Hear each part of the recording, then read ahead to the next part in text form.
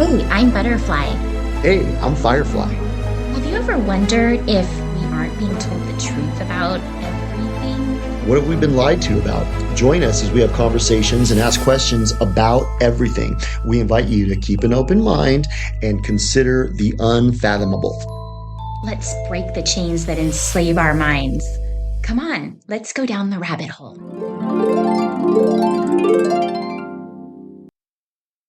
What's up, Butterfly? Hey, Firefly, what's going on? Why don't you set us up today? Well, I have a question. It's a question. And Some of our episodes are I questions, know. some of them are assertions. How can we avoid the social engineering? Or can we avoid it? I Because think at it's this point, everywhere. It's kind of everywhere. I think at this point you can't avoid it. You have to be impervious to it. Right. Maybe that's the key. Impervious. Yes, so we know it's happening and we know it's out there and it's everywhere. So we have to just sort of like um not be affected by it. It reminds me of that movie Basketball that the South Park guys did. And the plot of the movie was they invented this game in their driveway, where you shoot baskets, and the one dude is shooting, and the other dude goes like insults his mom or talks about how fat and stupid he is right when he's shooting to try to mess him up. That's kind of what the Oh, social engineering is. You yeah. have to be impervious to it because Mhm. they're trying to mess you up. They are. They're trying to indoctrinate us and brainwash us and show us like no matter what you think that, life is or should be, this is what we want you to, this is what we want your life to be. And Yes. this is how it is. This is how it is. And this is what you will believe and what you will experience. This is Yes. how it is. So, These things are good and they're no big deal. But these things, you really shouldn't do that. You shouldn't be a racist, but getting tattoos is fine. yeah. So, I guess like I'm just so like aware of all of this stuff now. It kind of um seems like it's more in my face, but I don't think that's the only problem. I think the other bigger problem is that it it's ubiquitous now. It's everywhere and you Yep. you almost can't avoid it. Like anytime you turn on a TV show, a Netflix show, watch a movie, like The especially the newer commercials. ones, the commercials even are full of all kinds of social engineering. Totally. And now I'm starting to see that even books. So, you know how I like to read books on my spare time. Yes. I just find it relaxing. I like to read, a couple chapters in the morning while I'm having coffee or, sometimes if I have a few minutes in like I on a think it's very weekend or good for something. you. It's very good for your mind. I think more people should do it because reading is like a muscle. It's like working out. Yeah. You have to work that muscle out. I think it's good because that's how I quit social media a few years ago, cold That's right. I turkey. remember you telling me I that. just started reading books and I just stopped doing any kind of social media, just cold turkey, and I quit it for a couple years. And then I had to get back on it again when we started our podcast. But Real quick, can I make, because I think yes, about it, yeah. there's a key difference between reading and watching a Netflix show or any kind of movie or any kind of television show, Mm-hmm. is that when you're watching a movie or a television show, they're doing the thinking for you. Right. They're Yes. telling you what the setting looks like, what the characters look like. They're telling you um, how this person is. Right. You don't really have to think. They've actually shown by doing studies that your brain waves almost drop down to like you're asleep And when that's, you're watching. but see, that's conducive to That's the conducive. culture club. They want you to But a sleep. book, you have to create like, what does Janet look like? Yeah. What does this scene look like? Right. What's their house look You like? use your imagination And and I it can think be that's a what you muscle want. memory. Yeah. But I'm noticing now that even in books, I don't think they want to leave everything up to the reader's imagination as far as like um Behavior. behavior and social like social interactions and like kind of social justice stuff. Like they have to make sure that they put that into the story, even when it doesn't have anything to do with the story and doesn't move the story forward. So that's my point. Like, I mean, if you're buying a book that's about like some political thing or something like that, of course it's going to be in there. But if you're buying like a romance or vacation, like summer, summer reading book that's supposed to be like some light, frivolous mystery, romance, whatever that you just want to read for fun You're to, not expecting social engineering to be so prominent in yeah. a book like that. And I've been noticing like the last like few books that I've read, they've all had that stuff in it. So, the one I just like there's been a few books where I've gotten about halfway through and I just decide that I can't even finish this book because I'm so irritated. And this one that I just decided not to finish today um, was it Did you wasn't decide not to finish it? I decide not to finish. I It get was so full of social engineering, you said, "You know what? I'm over it." yeah. I mean, like I've had that happen too. yeah, this one wasn't It's like disgusting. yeah, this one wasn't like especially abrasive in the fact that they were pushing like social justice themes necessarily, but and I'll mention one of those that I did not finish a couple weeks ago that was like that. But this one just got annoying because so it's like a romance and this college age girl she works at a bar and everybody's just constantly getting drunk. Okay, well, I can see like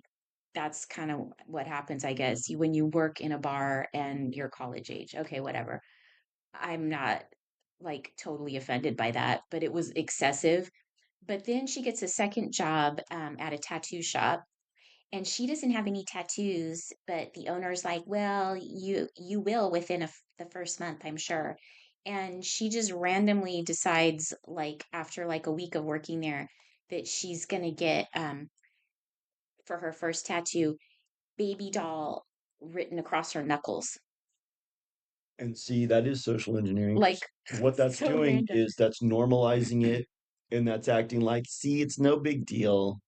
Yeah. And then You're like permanently modifying your body in a place that's visible. Everyone's gonna see that for the rest of your life. on your knuckles like it like a gang member. And then like a week later she gets another one on her shoulder and then they're all sitting around the tattoo shop and it's like a really slow day and they're all bored. So the girl that's all pierced and does the piercing, she goes, let me pierce your nose." Just And we'll just put a hole in your nose permanently for fun yeah. because I'm bored. And she's like, "Hell no." And then she goes, "Come on, it'll be fun." And she goes, "Okay."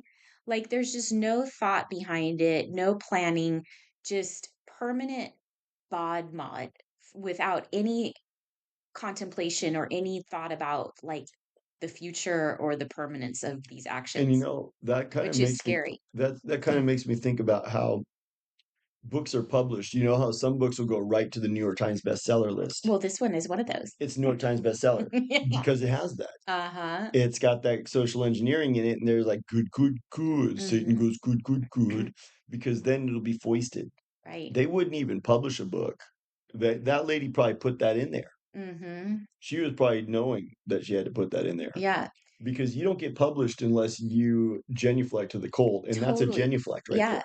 And so the last one a couple weeks ago that I didn't finish was they started out right away. They were talking about like um oh, we had to show our vaccine cards to get into the club, and all this stuff. And they were talking Normalizing that. normalizing that and just throwing in all this political stuff that it had nothing to do with the story whatsoever and it didn't move the story forward. Like all of these things I'm mentioning had no effect on the plot.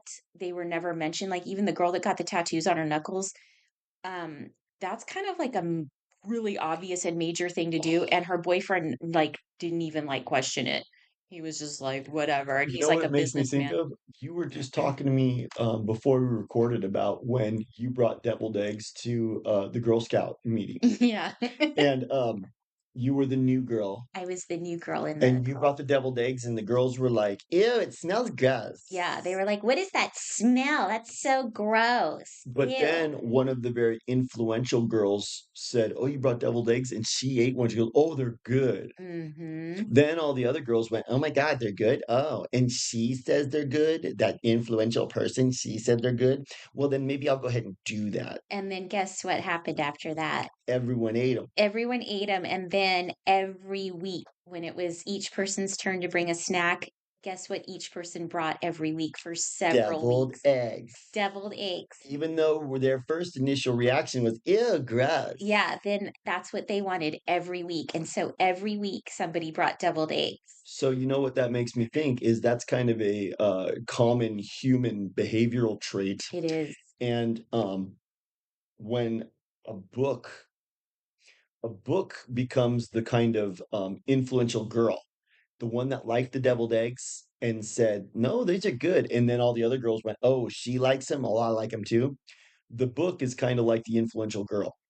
Like once somebody sees something in a book that's been done, it kind of validates it Right. and it says, "This is okay. You can do this." Yeah, so what this social engineering does is it puts it out there, like in that book, for example, the idea that like, oh, it's no big deal to just get a random tattoo like that. It's Like no big deal. it's not, don't even think about the fact that it's permanently on your body and it may affect your, Or even like work life it somewhere down might the seem road. innocuous, but drinking is kind of accepted. Like the way they couch it in the beginning of the book, she's working. And I remember you were telling me, because you were talking about it a little bit before, Mhm. you were saying, it's not like they just mention drinking, glossed over it. They kind of like that becomes a prominent thing. Like you can tell, like everyone's getting hammered for a large part of the book. A large part of the book, and it's not like, oh, he had one shot or he had two shots or three. It's like, oh, I gave him a fourth, and then we each had a fifth together, and then we had another one, and I poured another one, and then the bottle You're was gone. hammered after It's six like, shots. oh my God, how many shots have these people had? And I noticed this in a lot of books lately too, is like they're drinking in the amount that, I mean, you would have alcohol poisoning. You know what I mean? Like just way overdoing And it. normalizing it. So when the reader is reading it, they're like, see, getting hammered is not that big a deal. Yeah. The cool people do that. Yeah. And so I'm noticing it more and more in the newer books. So even if you get a book that's like, a mystery or a romance or a thriller or whatever, and it has nothing to do with anything political, they're going to put this kind of stuff in there to normalize it and make it seem like this is part of everybody's life. And, this is just how people are. And you And don't get published. You don't get published by these traditional publishing houses like Penguin and yeah, Distributed unless it includes that. right. And, of course, it's in all the TV shows too. So I've been watching this one. We know Netflix is Total Culture Club, and they're going to put everything out there to social engineer people. We know that, but Totally. some of them are worse than others. I've been watching this show called The Summer I Turned Pretty, and it's about. I like these I guess I like these teen um like romance angst stories. I don't know. It reminds me of, it's sort of like 90210, but like in the Hamptons or like Cape Cod. That's what. Mhm. So I liked the beginning of this because I love the setting. And you know how I am, Firefly. I It's beautiful. I love settings. And if something has a pretty setting, I like to be around it. And so I really enjoyed like the backdrop, which it's actually, I think, filmed in North Carolina, but they're supposed to be on in some island off the coast of Maine, um, or Massachusetts. But anyway, it's about these two families that go to this summer house every year, and there's three boys and a girl. They're all kind of close in age, and there's two brothers and then a brother sister. And the first episode, they're at a party, and first of all, the kids are all like drinking and getting drunk and getting high, and the parents are getting high, kind of all in front of each other, like it's no big deal. And these kids are like 15 and 16 years old, you know? And then the kids are at a party, and the boy, one of the brothers, is like on the couch, and he starts kissing this other boy, and that's like just no big deal, you know. And then like on another episode, that same boy, now he's like in love with the girl, and he makes a comment about how he kissed um two people one night, and the girl was a really good kisser, and the boy was also really good, but neither one of them were as good as you, he says. And then he So it's also kind of normalizing this, just back and forth, whatever. you know what they call that? It's like, I'm polyamorous. Yeah, I just love all kinds of it's people. just whatever. And then he makes another comment in another episode how he says, they said that that character didn't kiss any boys or girls that this other night, and like it's just whatever, you know. But he's so in love with this girl, and I so I got really disgusted with See, this that's show, and subtle, but it's very potent. it's very potent. And I got really disgusted, so I'm like, I'm not watching it anymore. It's just irritating me. A And lot of it is normalizing. yeah, but then I was like bored one night, and I thought, okay, I'm going to turn it on again because I do like the setting and it's really pretty, the beaches and stuff. And now the aunt comes to town, and she brings her obviously a daughter, but this person is like transy or something, and she's very like butch looking, and she goes, I'm they them.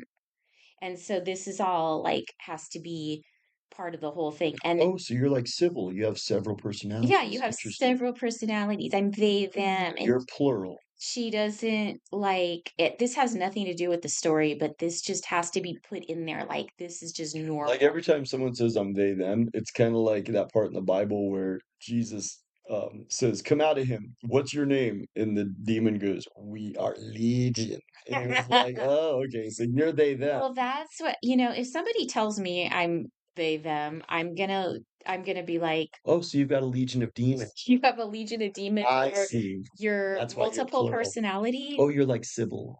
or you just need to go back to grammar school and learn correct grammar because that's not correct. And it's imposed on me to play along with your charade, Hmm. and I need to go along with it. But see how that's normalized too. Yeah. It's like, "This is my daughter, she's they them, come on, be nice." And that Yeah. dude's like, "Well, I kissed a dude and a girl at the party." And it's just whatever. Whatever, it is what it is. Yeah. And we all just get, 15 years old, we start getting hammered and stoned. You know Yeah. what that is? That's very normalizing that's actually very destructive because I think so too. I personally know when you get introduced to sex and drugs when you're 15 or younger, you're probably setting out on a lifestyle that's gonna be you're gonna have a destructive relationship with both those things Hmm.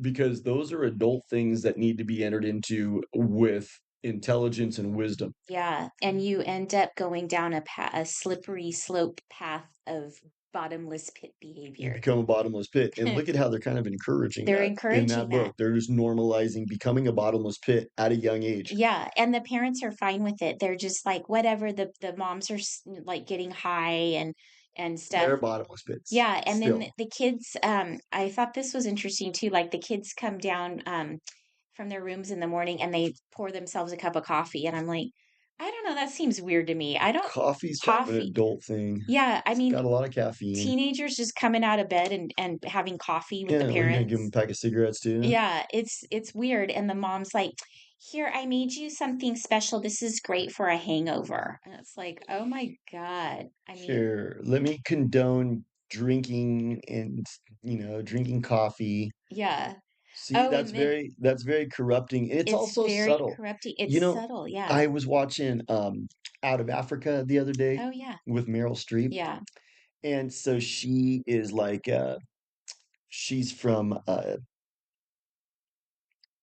think Denmark. Mm, I think that's where she's from. And she gets a farm in Africa in like 1913. And she runs it and they grow coffee. But what's interesting is at the end, there's a fire, and spoiler for anyone who hasn't seen the movie. I haven't seen it. And so there's a fire, and then she has to go back to Denmark. But when she's leaving to go back to Denmark, she's pleading with like the white Dutch and English white men who have colonized the area and saying, there's a tribe of Africans that lives on my land. Please uh, do what you can to make sure they keep that land, even though I owned it and I'm moving back. And the guy goes, "Well, we have our initiatives and we're not making special arrangements for you." But then his wife stands up and she goes, "I'll see to it." And that's kind of how the movie ends, is like the matriarch overrules the patriarch. And they go in, and she's basically saying, she's like, you and me, Meryl Streep, we're the women who are going to overthrow this racist patriarchal society. Mm, Now, it was a great movie. I loved it, but I didn't like that. And it's subtle, and somebody might watch it and just kind of gloss over that scene, yeah, but it's saying something, and it's implanting ideologies at a subliminal level. right. It's saying feminism is going to overcome the patriarchal order, and the way things were was racist and bad. It was done by Sidney Pollack, which he's from that country from 1948. Yeah, You know, yeah. he was in Sidney Pollack is in Eyes Wide Shut at the end. Interesting. He's the guy who he has the dead hooker in his room, and I he ends wonder up. if that's revealing the method. That's what I'm thinking. They sacrificed her, and he just goes, "Oh yeah, she just had a drug overdose." But That's they always a convenient excuse. Yeah, that's what we've talked about. And he's Sidney Pollack. So the thing that you have to wonder is, okay, what are they trying to tell me? Because they rolled out the little kind of subtle, like feminism's going to overcome the patriarchy here. Yeah, That was real subtle. yeah, So when you start to see social engineering, if that's what you're kind of talking about, yeah. you'll see it everywhere. You see it everywhere. And it's subtle, Yeah. I but it's mean, very real. like the commercials. If you look at most of the commercials now, the even like for cereal or whatever, the families are all mostly like mixed race. It's like a white mom or white dad and a black I mom, noticed that. whatever. They're all mixed race. And like even in this Netflix show I was talking about, the one family is like they're half Asian, so it's like they've always got to put that in there too. So Because miscegenation is a huge part of the plan. yes. So yeah, like the commercials, they're all mixed race and mostly non-white people. Like watch any new commercial that's out there right now. It's mostly They not. don't like having white people in the commercials. No, there's very few commercials where it's just like a The white social family. engineering is saying we're getting rid of white people. We're moving into a more diverse, multicultural reality now. Exactly. And why is that? Because people from third world countries are going to get lorded over, Mm-hmm. and they're not going to push back. Right. They don't care about freedom. They're here going, dude, this is better than my third world health. Exactly. I'll do. Even if you're Asian, you're so much better off here than China Oh yeah. or Korea. Yeah. Dude, South Korea looks lame. Yeah. Japan looks lame. Japan is like so depressing. They have huge suicide numbers over there. Really? I Totally. thought Japan was like kind of happening. Well, it Clean. is They say it's happening. really It's clean and clean and pretty. happening, but like if you live there, it's depressing as hell. Huh. And they have huge suicide rates. And Wow. a lot of the dudes, they aren't even interested in chicks. They just like have sex with robots and stuff. Oh my God. Totally.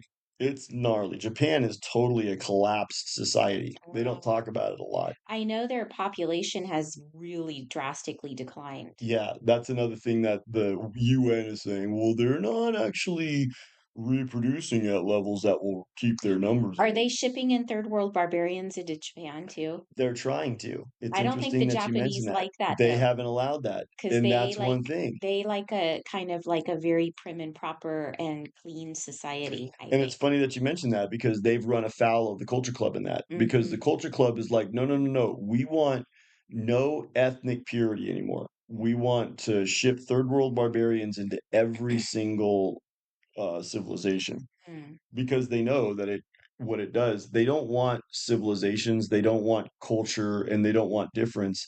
They want one big blech right. that they can rule over. Totally. So they're pushing that in the commercials. Now, every Yeah. time you see a commercial, it's like a black guy with his white wife, Yeah. and they're Or just it's like, like whatever. two guys, or you'll see Yeah. like a montage of like they'll be showing like just clips, little short clips and scenes of like families doing whatever it is they're promoting in the commercial, like Yeah. watching the Netflix shows, or eating the popcorn, whatever. And then like one of the families that they show is like two lesbians sitting on a couch together. Yeah, it's just normal. It's just normal. And they're just like really pushing this agenda that they want to push everywhere, every chance they get. And my question is, can we avoid it, or how can we avoid it? Well, I think what we're doing is You the know, white pill. What you and I are doing is the drawing white attention pill. to it. Draw attention to it, observe it, Mhm. be able to identify it. Right. You know what I'm saying? If you're watching anything, be able to identify, like you said, And where they're taking you, how they're conditioning you. so I think this is the really important thing, is you have to be really careful about what you let your kids watch, because they push this stuff everywhere. And if you're not paying attention, your kids see these things, and like you said, they're kind of slipped in very subtly so that they seem like they're normal and this is the way it should be. Like, even we were talking about we mentioned this in several episodes back about like the YouTubers. They're such a big deal now, Yeah. and I know, remember the one that was really popular with the kids was Mr. Beast, and his like sidekick became a tranny and like wants to be a girl now.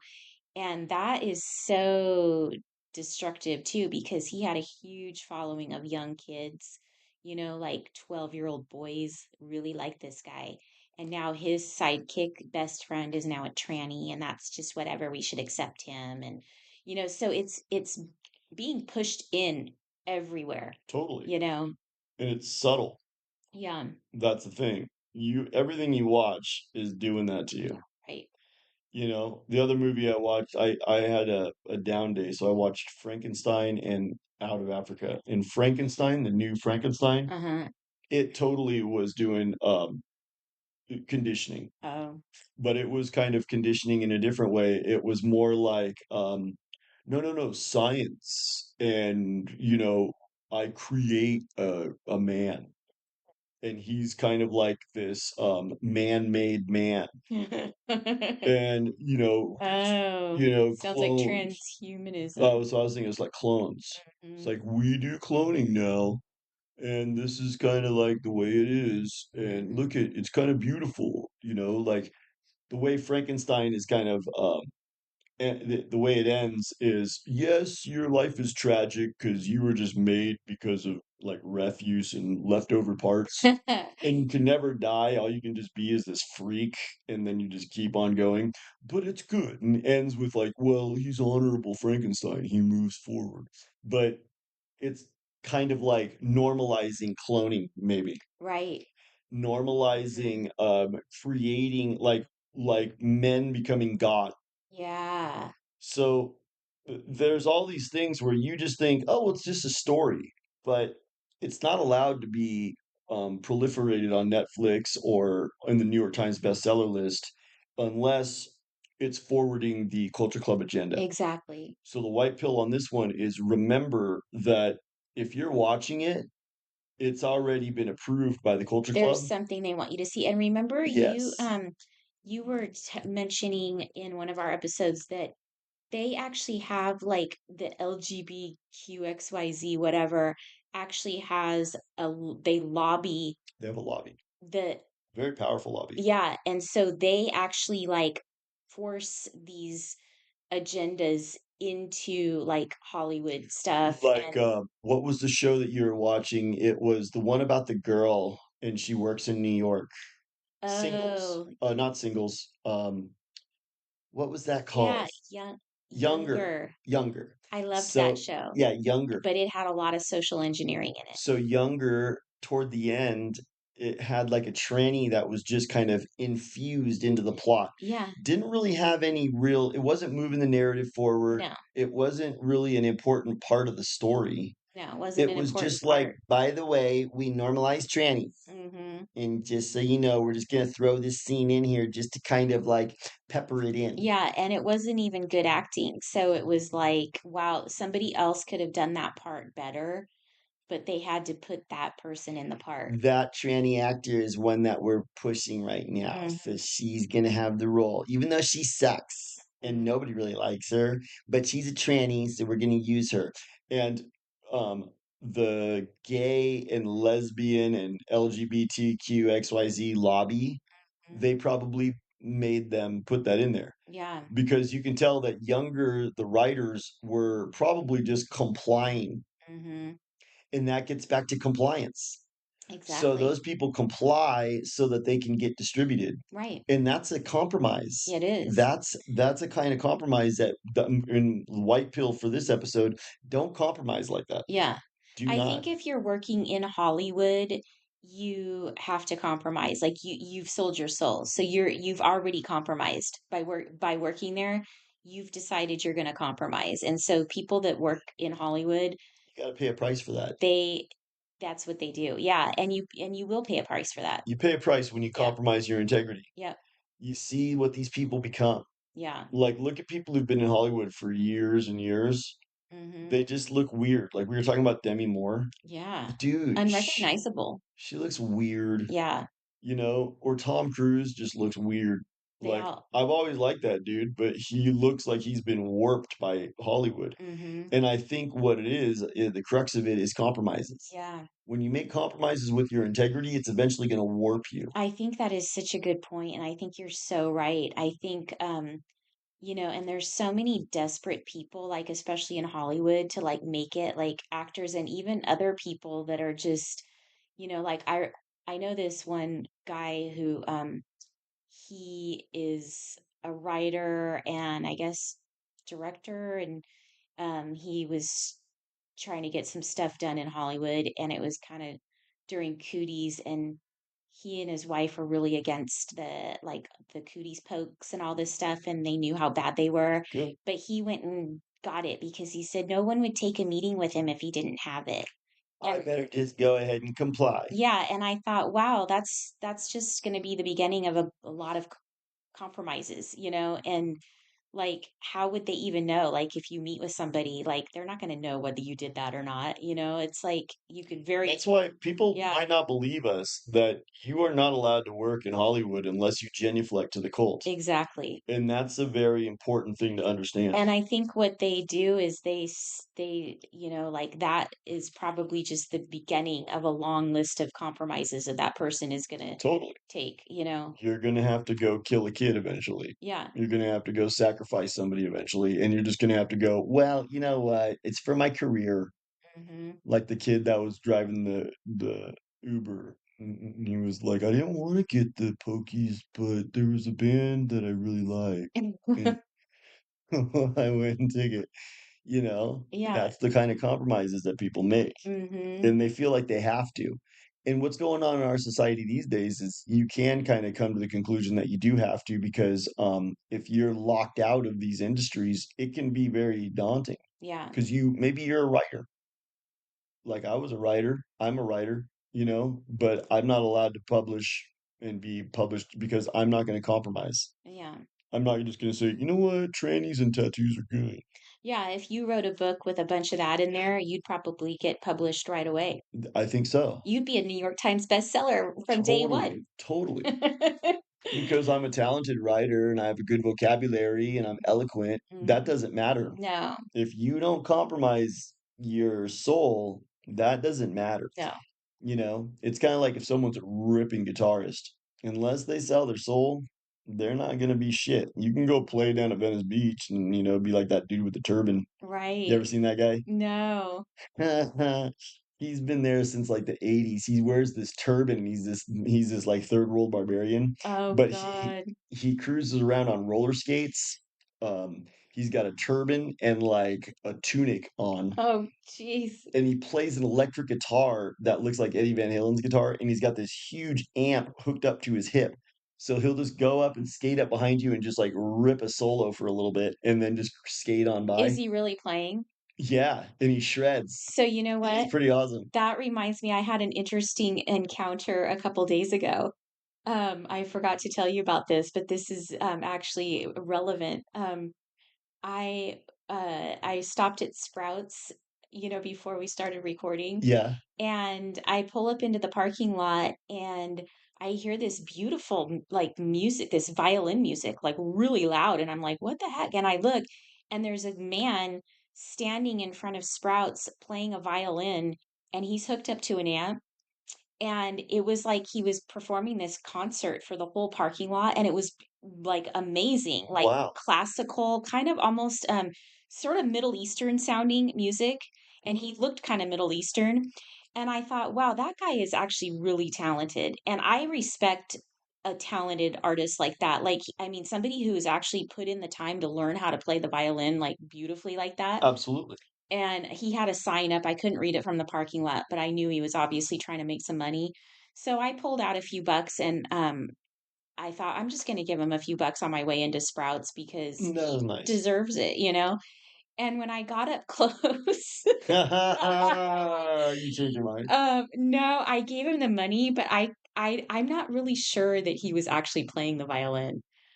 I'm not Oh, convinced. Like, it kind of looked like maybe he was just he was fake. playing the thing on the amp was playing the music, and he was just kind of going through the motions. Oh my, I know, but I and I can totally and see so that. I'm like, God, I really hope that's not the case because I'm like, I got duped, but then I'm like, you know what? I don't really care. Like, if he's like that has that much, you know, Ambition. ingenuity to like put that together to build his story, I guess he's worth a few bucks here and there. You know what I mean? But it kind of made me like wonder, like, if some of these guys are faking it. That's very real these days. Yeah. So many of these artists are getting caught lip syncing, Yeah. and you're like, what? Yeah. I can't remember who it was. It was somebody I heard recently, and they're like, oh yeah, they lip sync. And I was like, that's lame. I don't even want to even go ever watch one of their concerts. I know, it kinda makes you feel like you've been duped. Totally. Yeah, And but that's another thing too, is people feel like all that really matters is what meets the eye. mhm, And even if I'm lying to you, it's as long as I get away with the lie, then that's all that matters. That kind of goes along with the capitulating to the gay lobby or right, something. right. It's like, you don't stand for anything. You gotta stand for something. I think that's a white pill. Yeah, You and gotta, a lot of people don't. we've talked about that. A lot of people don't stand for anything, they'll just be like all, you know, yeah, oh dude, I know COVID is totally a hoax. But then you go, but why do you wear the mask? Well, I mean, I'm just going in to get some groceries. I don't want to be dealing with that shit. It's like, well, you got to stand for something. Right, You got to stand for something. I think that's the other thing too, because if you stand for nothing, the social engineering that's ubiquitous that you're talking about is gonna affect you. it I is. think that's what it is. And it just kind of perpetuates, you help perpetuate it by not pushing against it. Because those girls, when they first smelled the deviled eggs, they're like, ew, it's gross. Yeah, But then they just went, and no, it's good now. yeah. I've been convinced by others, it's good now. Mhm. My influencer, they told me it's good. It's kind of that's kind of a small example of how people are such followers, even at a young age. And then You now got to when they teach your grow up, kids to be independent thinkers. totally. Like when they grow up, then they go, Elon Musk is so bad, I hate him. But then somebody in their influencer circle goes, no, he's good now. Oh, he's good now. Mm-hmm. Okay, that's fine. Totally. So the white pill for this one is understand that the social engineering is ubiquitous and be impervious to it. Be impervious. And if you got to like close that book and stop reading, or if you got to turn off that You TV did show and that. stop watching, then sometimes you got to do that. You did that. I I've done mean, that a few times. well, because you kind of lose. I mean, you're reading the book to enjoy it. So that one, that I was reading, that kept pushing all these, social justice things and political stances, it got I kept, like, kind of forgiving it, like, German Shepherd moments, I kept kinda going, "Oh god," from the very beginning, I was like, "Oh, geez," but then I was like, "Well, I wanted to see where the characters were going and what happened with the relationship and how they ended up and everything," so I would forgive one little thing, but then it got to be too many, and it got to the point where I was almost halfway into the book, and it was one more thing, I don't even remember what it was, that just, like, put me over the edge, and I'm like, "This book is just all about social engineering and They are. pushing their agendas." And I'm not reading this book for political agendas. I'm reading this book for, escapism and like relaxation. You And can't find that anymore. it's hard to find that. You can't find that Yeah. anymore. I don't think they publish that anymore because now what I realize is that, the publishing companies and the distributors, they're not interested in profit anymore. Mm-mm. They're interested in agenda, Yep. alignment. You align with their values.